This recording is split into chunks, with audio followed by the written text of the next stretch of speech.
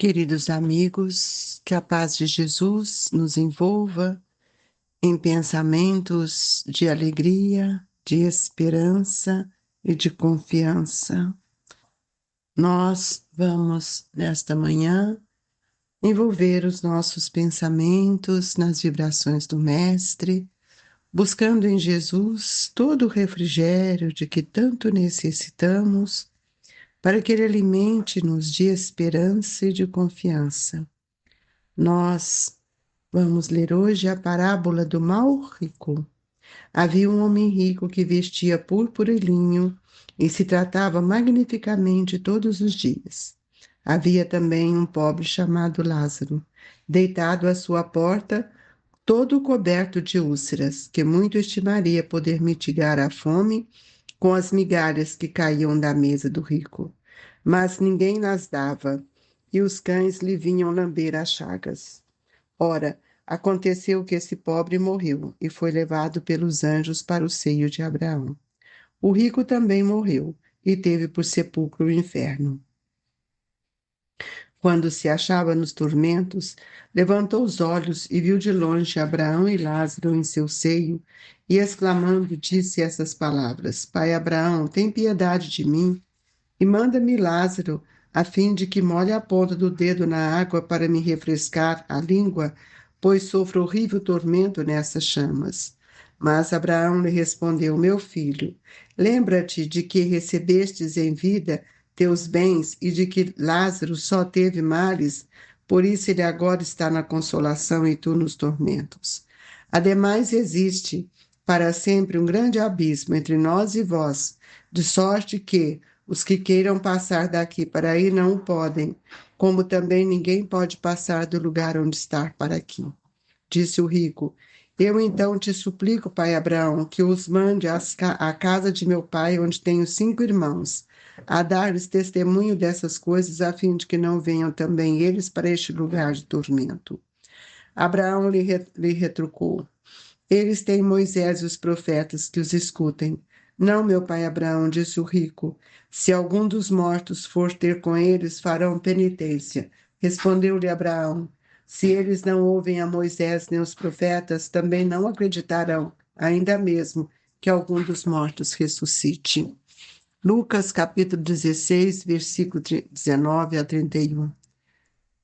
Mestre de amor e bondade, que essas lições sublimes possam nos despertar para as verdades eternas, que tenhamos olhos de ver e possamos sentir a grandeza dos ensinamentos dessa manhã, para que possamos modificar o nosso olhar para a vida. Que Jesus, nesta infinita misericórdia, nos sustente, nos ampare, trazendo a todos nós as vibrações de amor e de paz.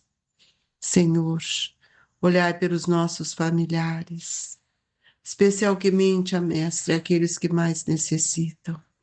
Envolvei-os nas vibrações do seu amor. Amparai os enfermos nos seus lares, amigos queridos que passam por suas dores, e aqueles outros, Jesus, que nós rogamos em favor de todos, pedindo pela paz, pela harmonia e pela compreensão. Que a bondade excelsa do seu Evangelho cale profundamente em nossos corações. Que assim seja. Meus amigos, nós estamos diante de uma parábola do mal rico, e as parábolas foram meios didáticos divinos que Jesus auxiliou para que pudesse esclarecer a todos em relação à sua forma de viver, à sua forma de aprender.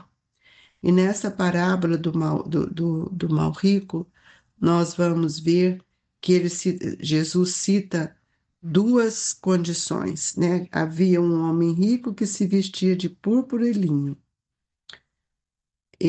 deitando-se a cada dia esplendidamente. E do outro lado, nós temos um mendigo, um Lázaro, que era todo cheio de chagas e se colocava à porta daquele rico, aguardando que ele pudesse lhe auxiliar, e muitas vezes ele mitigava uma migalha para que ele se sustentasse.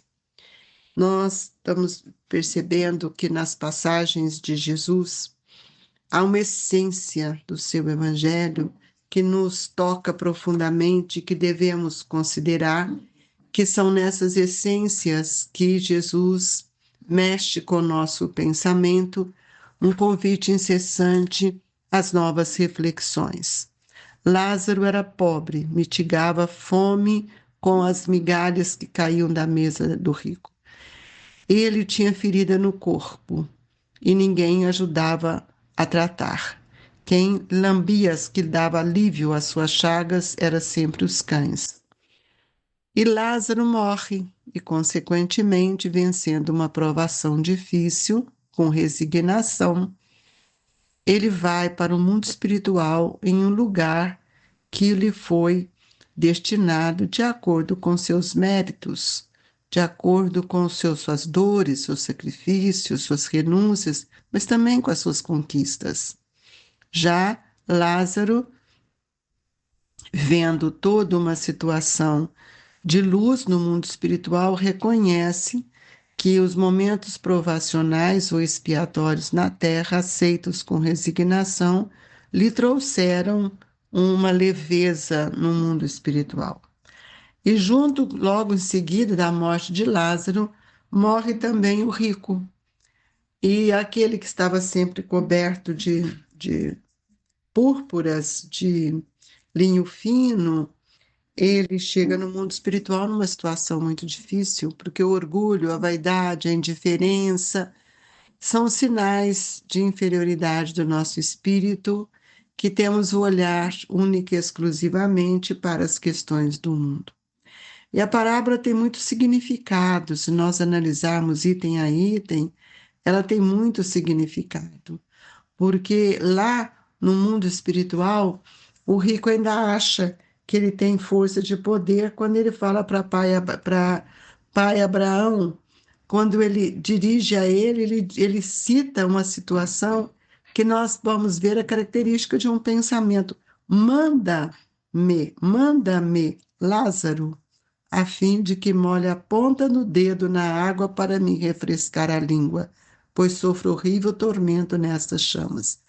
É interessante essa colocação do Evangelho, porque Lázaro sofreu a reencarnação inteira as chamas da dor, que queimava as dores, mas ele nunca usou de compaixão. E agora ele quer usar da mesma força de poder para que Lázaro, o pai Abraão, atendesse às suas súplicas. Então, nós vamos ver que o rico da parábola não é o rico que apresenta, não é o homem rico de púrpura, mas o rico da parábola é aquele que passou pelos sofrimentos e aquele que compreendeu e aceitou com resignação. Então, a gente não pode supor que o rico da parábola seja a única espécie de mordomo infeliz na vida espiritual. Não, nós temos muitos infelizes. E ainda hoje, né, nós estamos vendo que quantos banquetes no festim da saúde física, quantos têm uma saúde física favorável, mas não valoriza e menospreza aqueles que batem à porta. E quantos batem à nossa porta? É preciso que a gente possa perceber que a riqueza não está nos bens materiais, mas a riqueza está na inteligência de cada um de nós que nos convida a agir. Nós vamos ver, então, que quando nós temos uma inteligência farta, abundante de conhecimento da moral, nós estaremos sempre procurando direcionar esse conhecimento, a razão, ampliando o nosso olhar em questão às relações da vida. Emmanuel nos mostra uma passagem interessante sobre essa questão da parábola do rico, que ele nos diz assim: por toda parte verificamos a luzida assembleia dos que se fartam à mesa da inteligência, olvidando os irmãos de caminho que lhes pedem socorro mergulhado nas correntes da ignorância. A mesa, fartos da mesa da inteligência, é a inteligência intelectual. Essa inteligência não nos sensibiliza para o amor fraterno, não se sensibiliza para a necessidade do outro. E nós vamos ver que em todos os lugares da nossa vida, onde nós passarmos, nós vamos observar quantos irmãos nossos que estão hipertrofiados de conforto, fugindo aos filhos da angústia, que lhe imploram as réstias da alegria. Quantos irmãos nossos estão isentos desta oportunidade de oferecer os bens, aquilo que tem de melhor para os seus filhos e esquecendo de que o melhor que tenho a oferecer é o amor, é o exemplo, são os ensinamentos dignos de Jesus. E nós vamos ver que para os vários caminhos do mundo, nós vamos dia a dia nos defrontando com aqueles irmãos supernutridos de fé. E esses irmãos, eles estão a menoscabar aqueles que suplicam leve migalha de esperança. Todos somos surpreendidos pelos Lázaros da necessidade e da aflição em provas mais ríspidas que as nossas.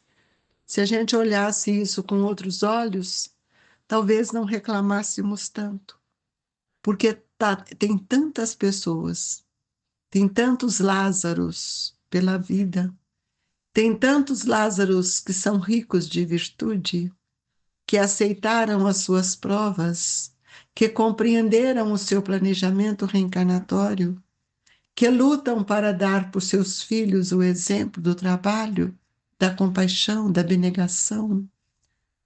Quantos Lázaros estão nas ruas e são ricos de virtudes?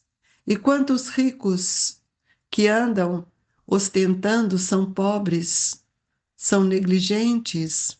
É preciso que cada um de nós nos coloquemos na posição desta parábola, para que nós possamos identificar junto ao nosso próprio coração quem são os companheiros que caminham conosco. Companheiros muitas vezes infortunados, que enriqueceram com os mínimos gestos, no setor da bondade, do estímulo, da caridade, e que são capazes de amar e de perdoar. E nós muitas vezes não temos esses olhos de ver, por isso que o Evangelho nos diz aqui: eu então te suplico, pai Abraão, que mandes à casa de meu pai, onde tenho 5 irmãos, a dar-lhes testemunho dessas coisas, a fim de que não venham também eles para este lugar de tormentos. E Abraão lhe retrucou: eles têm Moisés e os profetas, que os escutem. Não, meu pai Abraão, disse o rico, se algum dos mortos for ter com eles, farão penitência. Respondeu-lhe Abraão: se eles não ouvem a Moisés nem os profetas, também não acreditarão ainda mesmo que algum dos mortos ressuscite. Até hoje, meus amigos, até hoje nós somos indiferentes à nossa imortalidade. Quantos espíritas vão às reuniões mediúnicas, sim, conversando com entidades que estão em dor e não reconhecem as suas dores íntimas, não reconhecem também as suas pequenezes, e quantos vão à casa espírita para pedir orientação? A orientação está no Evangelho de Jesus. É preciso que a gente abrace a necessidade do outro, aqueles que estão em desânimos, em dor, para que nós possamos contribuir, oferecer a ele as vibrações dos nossos corações. Que adianta a fortuna que muitas vezes nos aprisiona. Será que nós não olhamos isso? A avareza é um aprisionamento para o espírito, o egoísmo é outro aprisionamento. E aqui, quando eles pedem que vá pedir a Abraão que fale, ele diz: já tem os profetas, eles já têm Moisés, ou seja, já têm o conhecimento às suas mãos, mas eles são indiferentes a eles. Nós também temos sido indiferentes aos ensinamentos da doutrina, quando ela vai nos pedir nos pedir que nós amemos uns aos outros como irmão, que façamos para o outro tudo aquilo que gostaríamos de receber, mas nós não temos tempo para fazer. A doutrina tem nos convidado a refletir nos nossos atos. Nós não refletimos nos nossos atos e depois, não por não refletirmos também na nossa imortalidade, oramos e pedimos a Deus que nós sejamos muito amparados. Nós precisamos entender que todos nós precisamos auxiliar os nossos irmãos aflitos e os doentes, para que eles possam compreender as oportunidades que a vida nos oferece. O tesouro maior que nós adquirimos na terra, ele está em nosso coração. São esses tesouros que nós levamos para a imortalidade. E esse tesouro, ele vem das nossas ricas experiências junto àqueles que mais necessitam de nós.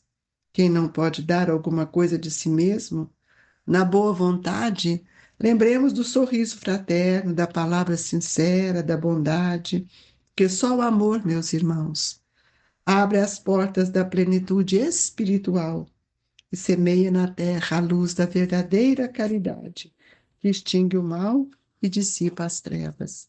E nós perguntamos, até quando nós vamos viver fechados em nós mesmos? E a pobreza, ela é mera ficção. Todos temos algo e todos podemos auxiliar. Todos nós já podemos servir. E conforme a palavra do Mestre, o maior na vida será sempre aquele que fizer o devotado servidor de todos. Que essa lição extraordinária nós todos possamos refletir, saber quem somos, que mãos estendemos, que coração abrimos e que tesouro temos dentro dele. Que a paz de Jesus envolva-nos nesta manhã e que nesta hora sublime eu possa receber o passe. Que esta vibração envolva-nos, Mestre Jesus. Que a sua luz penetre em nossa intimidade, suavizando as nossas dores íntimas da incompreensão. Que o passe seja o refrigério maior, a sustentar a nossa fé e a nossa esperança. Que Deus, na sua infinita misericórdia, nos ampare, nos guarde, hoje e por todo sempre. Que a nossa água seja fluidificada com as bênçãos divinas dos nossos irmãos.